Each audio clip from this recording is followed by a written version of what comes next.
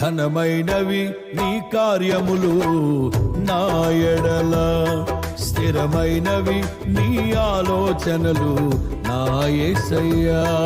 ఘనమైనవి నీ కార్యములు నా ఎడల, స్థిరమైనవి నీ ఆలోచనలు నా యేసయ్యా.